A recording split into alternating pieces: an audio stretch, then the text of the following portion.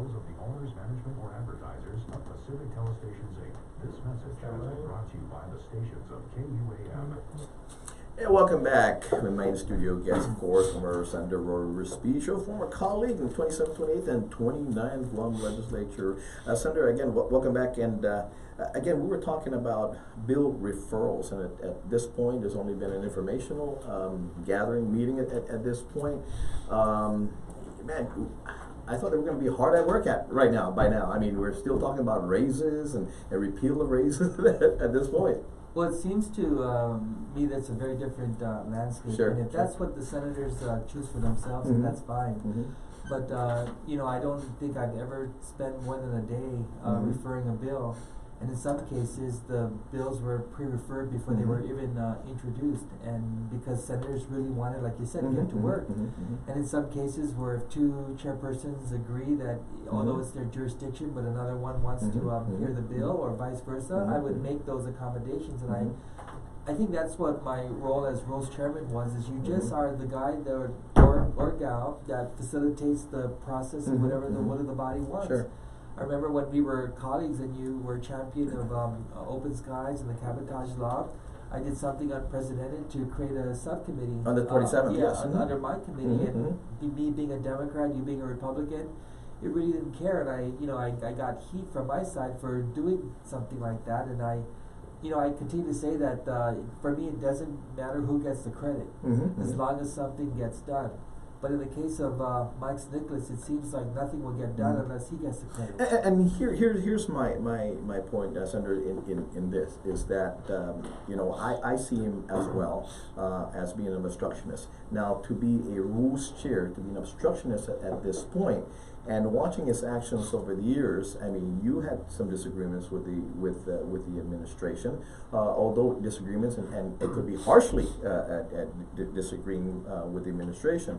But when they introduced bills or they needed something out of the legislature, you gave them the opportunity, you gave them the time again to be heard in regards to that. Now, I'm looking at, and just based on previous actions by Senator Nicholas, and now the rules chair, if a bill will come down by the administration that he may not like, he may never refer that out. I mean, he's done that to you guys, and you guys have to go back and revisit the standing rules to take that ultimate power away, basically. So you've had to do that. So it again, being an obstructionist, again, is not conducive. I mean, that's not working together at this point. It's not, and he mixes up the words. He for in my mind's eye, in most cases that role is ministerial. When a governor, through his organic act authority, introduces a bill to the legislature, at the very least, as chairman on rules, you sign off or you defer to the committee of oversight to sponsor the bill,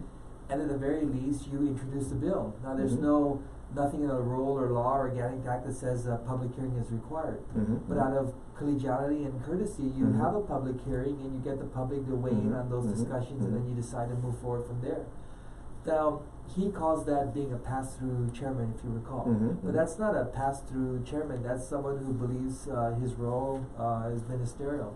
In his case, the fact that he would not even refer a bill, he never had a public hearing on bills that didn't have his name on it. I introduced a bill to increase the Dave Santos Act to 150,000 threshold, so that businesses can get the 4% break off the first 150,000 instead of the 40,000. 50,000 threshold with the first 40. But he didn't have a public hearing on that. But I just can't believe how he is getting away with something like this when you and I were colleagues in the 27th legislature, and Republican bills weren't getting heard. We lost the Democratic majority as a result. Because there was no deliberation, there was no participation from the minority senators. What I wanted to make sure is that as every rules committee, that the minority members have an opportunity to make motions on bills that they want on the agenda. I think the goal is every senator should have equal access to the floor. No, absolutely, and that's what the people had voted for. And you know, we get calls on our radio show we're at right now in regards to, here we are, less than a month in, and the folks out there are coming to the conclusion at this point not have finally concluded yet, but are coming to the conclusion that this is no different. As a matter of fact, and it's early to come to that conclusion. I mean, really early to come to that conclusion. They're saying, hey, look at the newer ones are doing what the previous legislature had done, and that's not what they campaign about. And one of the things that was brought out, and a big thing making the news as well now, is the race repeal, and basically that's what voters said. They voted to do that.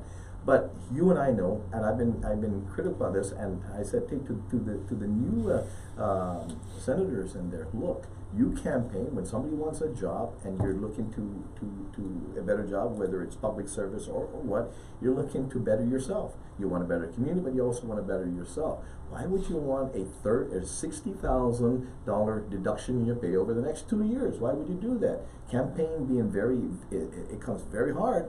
If you're a newcomer, most of it is, I mean, hardly anybody will come to your fundraiser. Most of it is funded out of your own pocket and your family's pocket. Why would you want to do that? You had nothing to do with this.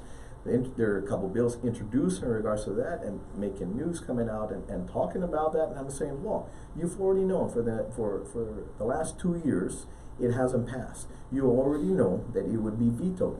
So in order for you to get a win, don't just try to show the people so you get carved out of not being one of the people that wanted to roll back the raises, but you just want to show somebody you're working for it. If you want to succeed, the next phase is to be successful.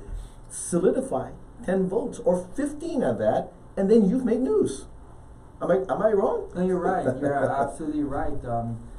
What you're saying is correct, that you kind of pick your battles, and if you're gonna do something for the sake of saying that you did it, but in the meantime you miss out so much opportunity to work with the administration, to work with the judiciary and other and the mayors and other government agencies.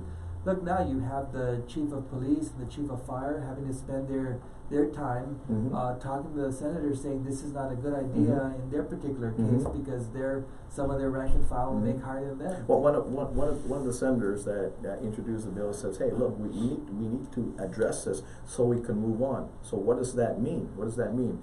Unless this is addressed, unless you solidify this, whether it's repealed or not, and it looks like it's not going to be repealed, unless you do that, you cannot move on? Is that what that means? But is it really wanting to move on or move forward if they took 23 days to do it? Absolutely. I mean, there's been a template for these bills, even sure. Senator McCready, his bill to just focus on the senator raises, which I also voted for. You know, at the very, very last day, Senator Nerissa Underwood said we have to try. So in that case, there was a genuine attempt to see that one through. But in the other case, to roll back the other positions, Senator Nicholas, he stopped calling for the override because he made it very clear to us that he wanted the next legislature to do it. And he publicly proclaimed that the next legislature will do it. So I'm just wondering, and I keep wondering, how come this guy is able to say and proclaim a lot of things, but no one is holding him accountable? Let me ask you this. In his proclamation, the next legislature will do it. But at that, I'm going to take a quick break. Okay, and then you answer that when we come back. Be right back. Get ready to take flight in